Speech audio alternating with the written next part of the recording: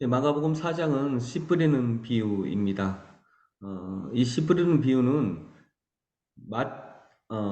마태복음에서는 분명하게 얘기하는데 하나님 나라의 비유이다 이렇게 얘기하고 있습니다. 하나님 나라는 마치 밭에 씨를 뿌리는 사람과 같다 이렇게 얘기를 하시는 거죠. 네, 하나님 나라의 비유입니다. 자, 하나님 나라의 비유는 하나님의 나라가 어떻게 시작하는지, 어떻게 자라나는지, 어떻게 우리에게 다가와서 어떤 열매를 맺는지를 알려주고 계십니다.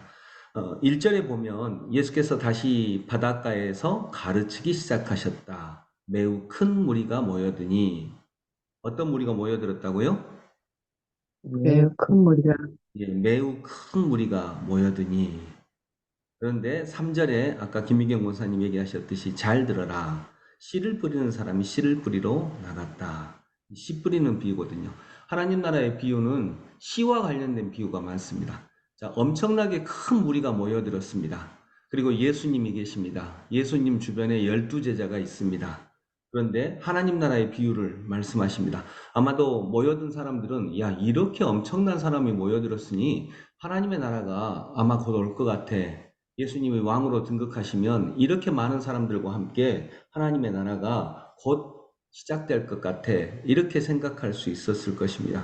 그런데 거기서 씨를 뿌리는 비유를 하십니다. 그리고 하나님 나라는 작게 시작한다라고 하는 것을 얘기하시는 거죠. 작게 시작합니다. 매우 큰 무리가 모여들었습니다.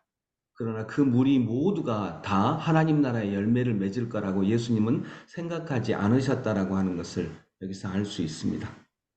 잘 들어라. 씨를 뿌리는 사람이 씨를 뿌리러 나갈새. 어떤 씨는 길가에 떨어지고, 어떤 씨는 뿌리가 얕고, 어떤 씨는 가시덤불 속에 떨어지고, 그렇게 하면서 열매를 맺지 못합니다. 그러나 좋은 땅에 떨어지는 나무는 어떻게 되죠? 8절에 그런데 들어는 좋은 땅에 떨어져서 열매를 싹이 나고 싹이 나고 열매 자라서 열매를 맺었다. 그리하여 30배, 60배, 100배가 되었다. 이것이 핵심입니다. 그러니까 하나님의 나라는 매우 엄청나게 큰 무리가 모여들었는데 그 모든 무리가 하나님의 나라를 이루는 면 너무 좋겠죠. 그렇게 그것은 나쁘다 이 말이 아니고요. 그렇게 되면 너무 좋겠지만 인간에게는 선과학이 공존해 있기 때문에 그렇게 되지 않는다는 것입니다. 그런데 좋은 땅에 하나님의 씨, 즉 말씀의 씨앗이 떨어져서 하나님의 나라는 작게 시작합니다. 그리고 자라납니다. 싹이 나고 자라서 열매를 맺었는데 그 열매가 하나가 아니라 30배, 60배, 100배의 결실을 맺게 된다라고 하는 것입니다. 이것이 하나님의 나라가 확장되는 원리라고 하는 것을 예수님은 너무나도 여러 곳에서 분명하게 말씀하십니다. 그래서 하나님의 나라는 어떻게 이루어질까? 수없이 많은 무리들이 큰 무리가 있다 그래서 그 큰 무리가 다 되면 너무나 좋겠지만 우리가 다 알다시피 그렇게 되지가 않습니다. 그런데 그 중에 한 명, 두 명, 이 한 명, 두 명, 여기서는 12명이 하나님 나라의 열매를 맺습니다. 그 안에서 하나님의 나라가 작게 시작합니다. 그리고 그 안에서도 확 커지는 게 아니라 그 베드로의 마음 안에서도 요한의 마음 안에서도 진짜 작게 자라갑니다. 어떤 사람은 거기서 부침이 있는 거죠. 베드로는 예수님 부인했다가 또 돌아오고 이런 부침이 있는 것입니다. 그것이 자라는 것입니다. 싹이 나고 자라서 열매를 맺었고 그래서 베드로가 복음을 전하고 요한이 복음을 전하고 야고보가 복음을 전해서 그 한 명 한 명 붙잡는 과정에서 30배, 60배, 100배의 결실을 맺게 되었다라고 하는 것, 하나님의 나라는 이렇게 자라간다라고 하는 것을 여기서 너무나 분명하게 알려주고 계십니다. 10절 예수께서 혼자 계실 때에 하나님의 나라이신 예수님이 혼자 계십니다. 혼자로부터 시작을 합니다. 우리 가정에서도 혼자로부터 시작을 합니다. 내 영역, 내 회사, 내가 있는 어떤 공동체 안에서도 혼자로부터 시작을 합니다. 예수께서 혼자 계실 때에 예수의 주위에 둘러 있는 사람들이 12제자와 함께 그 비유들이 무슨 뜻인지를 물었다. 그 비유 12제자입니다. 혼자 계신 예수님, 그 주변의 12제자, 이렇게 하나님의 나라는 확장되어 가고 있습니다.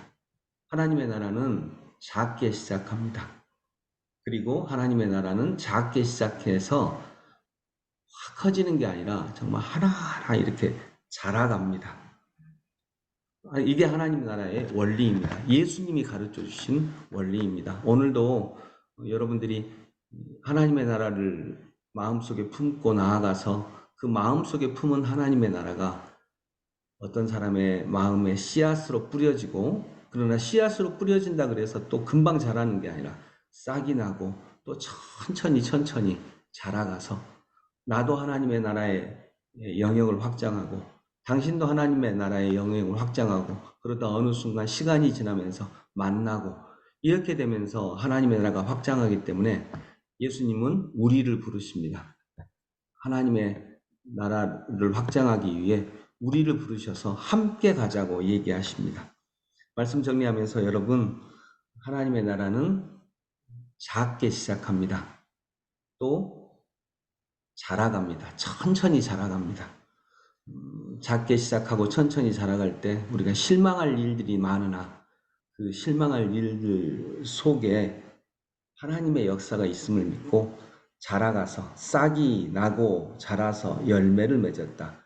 그리하여 30배, 60배, 100배가 되는 결실을 맺었다는 이 말씀의 신비 속으로 믿고 들어오는 저희들의 얘기를 소망합니다. 기도하겠습니다.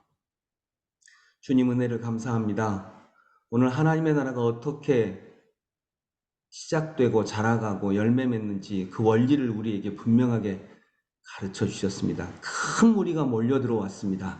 그러나 큰 무리보다는 예수님은 12명에게 그 원리를 말씀해 주시고, 다른 큰 무리들 중에 몇 명은, 또 어떤 사람은 깨달았지만 어떤 사람은 그 말씀을 또 깨닫지 못했습니다.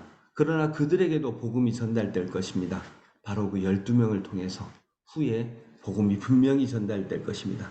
그래서 하나님은 그 큰 무리들까지도 다 구원하십니다.